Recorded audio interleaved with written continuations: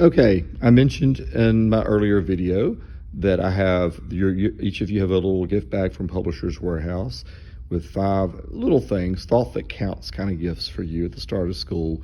But to try to make it somewhat meaningful to where you are and what you're doing right now, I made a little list of 5 top leadership tips for you in order to have a successful school year. The first one will relate here to this highlighter that you see in your bag. Prioritize what is most important.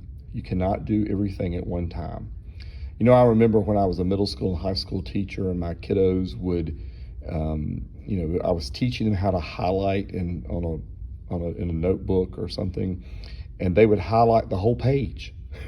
And I would say, guys, everything that defeats the purpose. You're supposed to look for what's most important, what the main idea is, and that's what you highlight. If you highlight everything, then nothing's important. And that's kind of true for your priorities. It's easy in education, especially today, to be overwhelmed by the tasks at hand. But you've got to be deliberate and focus and prioritize on what's most important and give that your full attention and in order to be successful. If you try to do a little bit of everything, you're going to feel unsuccessful throughout and not accomplish everything that you wish to. So have goals for yourself that you can hold yourself accountable, and have goals for the people that follow your lead so that you can help hold each other accountable. Number 2, take note of what makes a difference and focus your energy there. Your handy little dandy notebook and pen that you can use. Everybody likes one of those. So again, as you prioritize those things, you want to note what it is that actually makes a difference and focus there.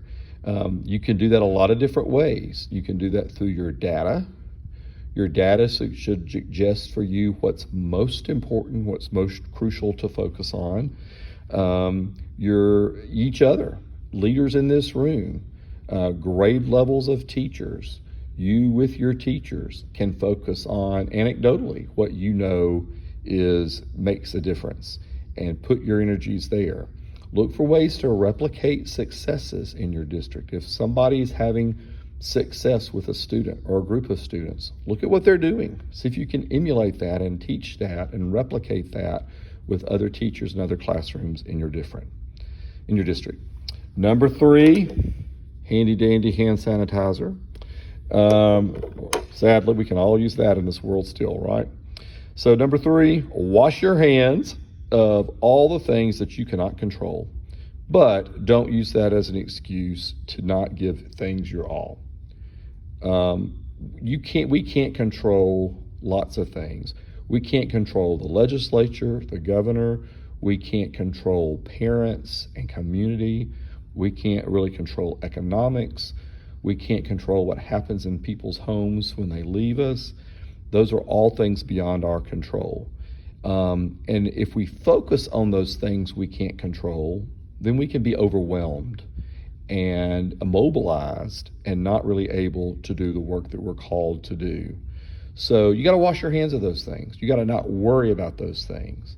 Now, I added the little second part there because it's very important that you don't take that as an excuse to not give it your all. Yes, we can't control the homes from which our kids come and the situations that they come from. So we can't fix that. We can't fix the parents. We can't fix their home life. But you know what? We can work really, really hard to go above and beyond to try to do what we can do, what is within our control, to help make up the deficits that we know that those students may find.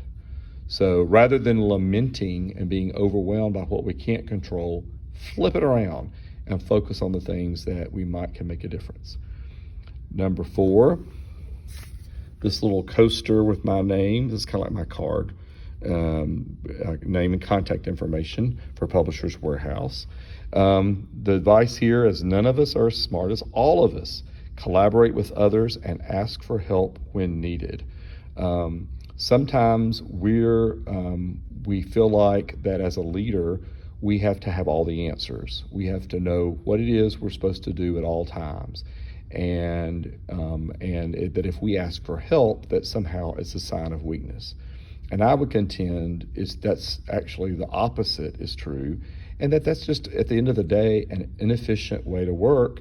And also, you're depriving yourself and your leadership team of your expertise and of the expertise of others by not collaborating. And when you have a problem, seek advice, seek input. Somebody may know a lot more about something than you and can help you solve that problem. But you've got to be open and willing to do that, and open and willing to help others when they call on you for the same kind of help. Number 5, a nice little mint.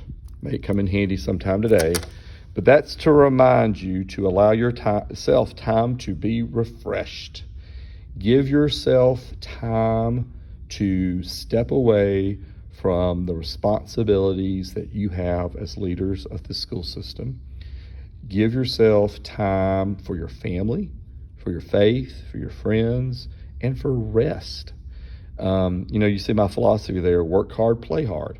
I do believe in working hard, and I do believe that means sometimes you've got long hours, and that sometimes work slips into our personal time. It's if you're doing a good job, I think that's an inevitable consequence. However, every day can't be that way, and every time can't be that time. You've got to carve out time for yourself and for your family. One little thing I would recommend, I sometimes would look at my upcoming week, and I would figure out one day that I was going to leave closer to when the kiddos and teachers left, and exit my cell phone out to have some time for me and my family and my personal life. The other 4 days of the week, I might be one of the last people to leave, but on one day that week was going to be mine. That's just one little strategy that you could use. Again, I'm so sorry not to be with you today. I really regret that. But I do hope that you enjoy these small tokens of our appreciation at Publishers Warehouse. And I hope some of these tips can stay with you and help you to have a wonderful, wonderful school year. Ms. Stevens and the rest of you, if I can ever be of any help along the way, please don't hesitate to call me. Thank you. God bless, and have a great school year.